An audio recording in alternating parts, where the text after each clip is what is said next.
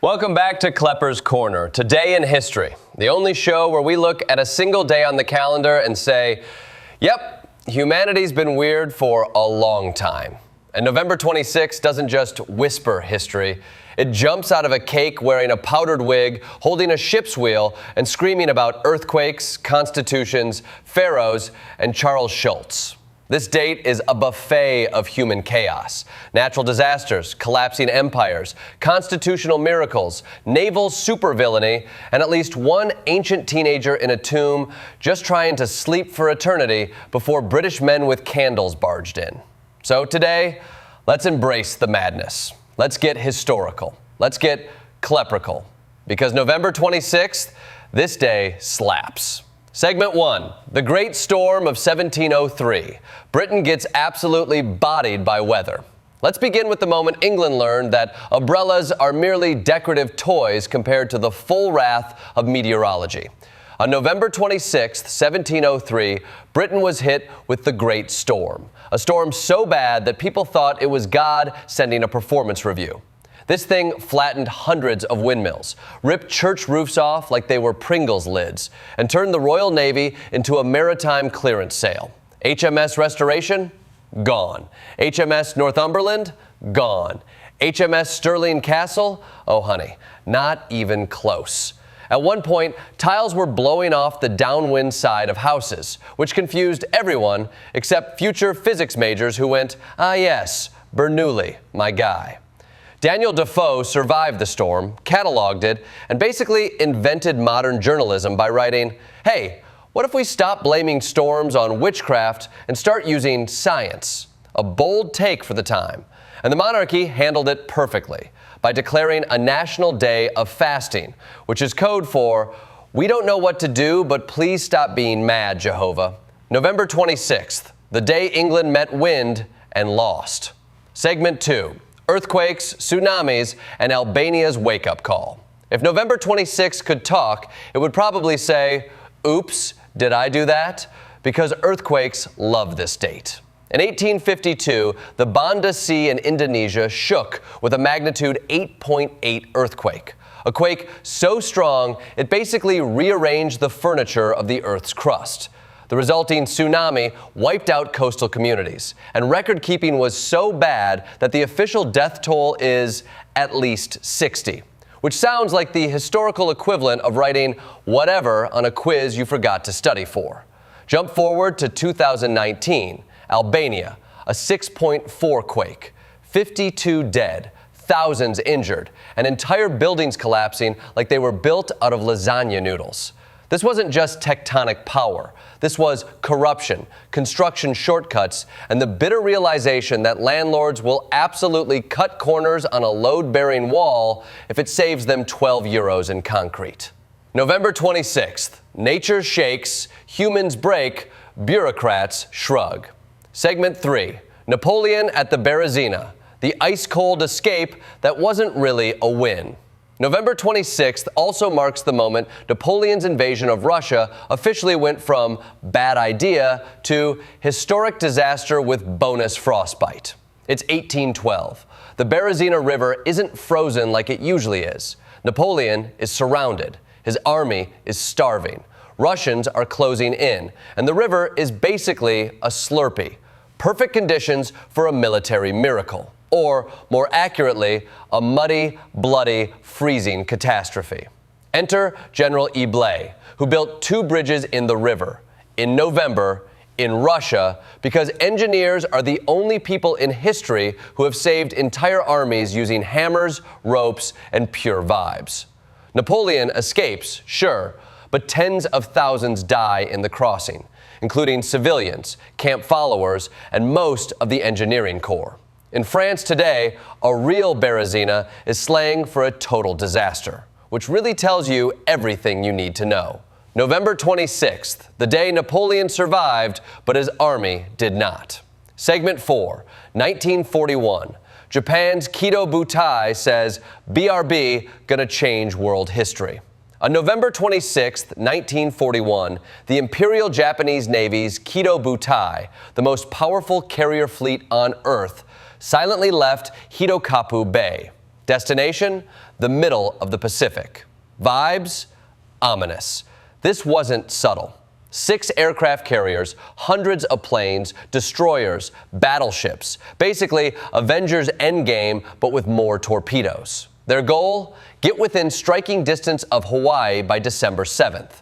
And the U.S. was still trying to negotiate using the whole note, which Japan interpreted as, please stop invading everybody or we will be extremely cross.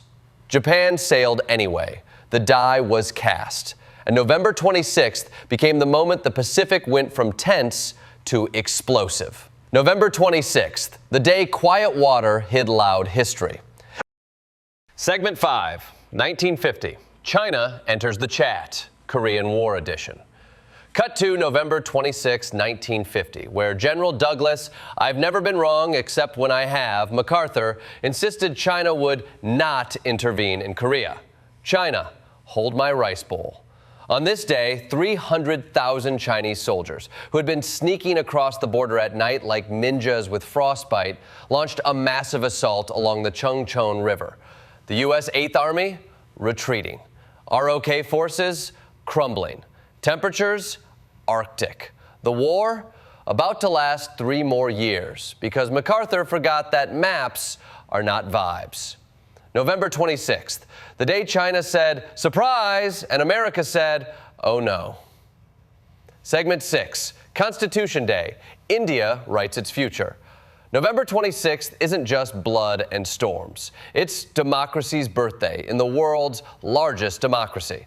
On this day in 1949, India adopted its constitution, a monumental document crafted under Dr. B.R. Ambedkar. It abolished untouchability, established universal voting rights, and basically said, hey, Britain's gone, let's try running this place like we're sane. The Constituent Assembly took almost 3 years to craft it.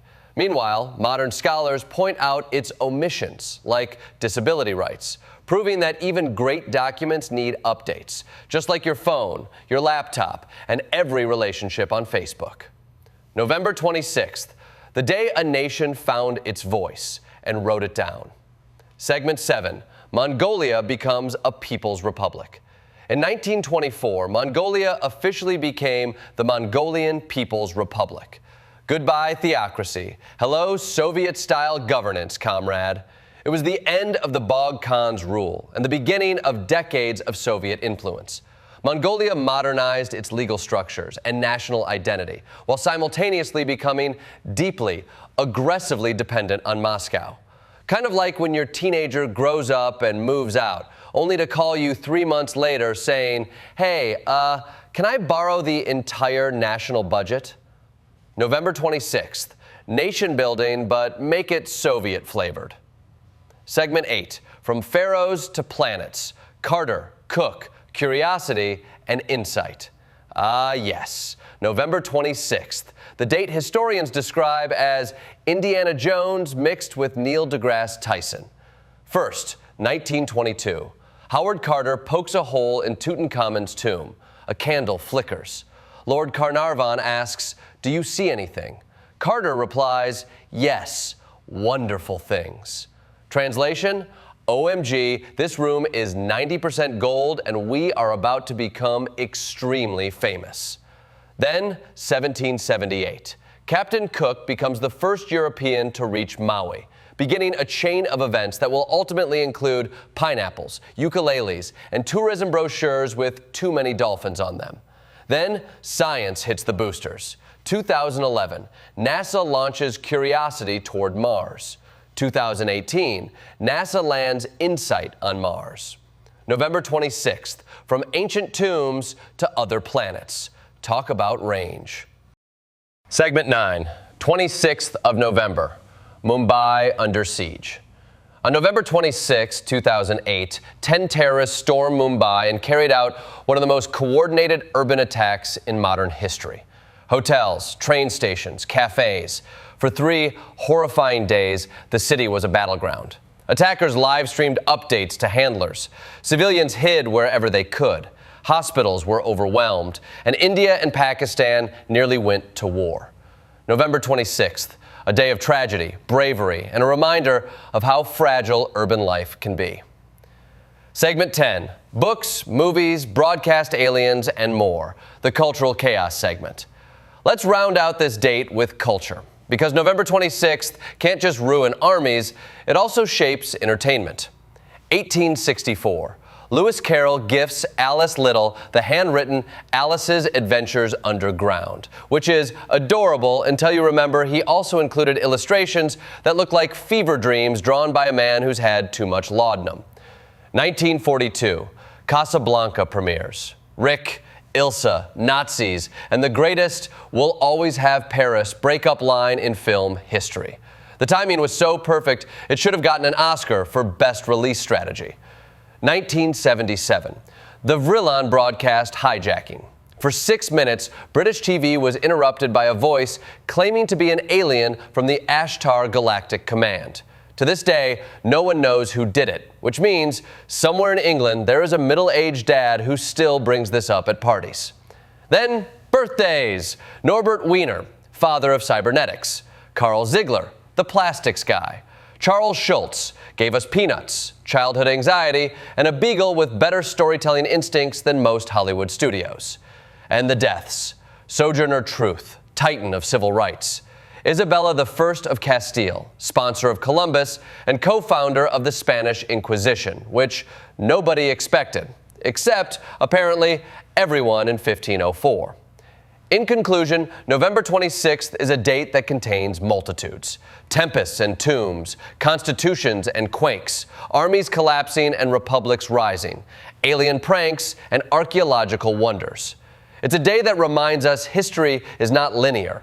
It's a cosmic group chat full of chaos, bravery, discovery, and human foolishness. And honestly, it's comforting. Because if November 26th has survived all that, then maybe, just maybe, we can handle whatever storms, earthquakes, political drama, and cartoon beagles life throws at us next.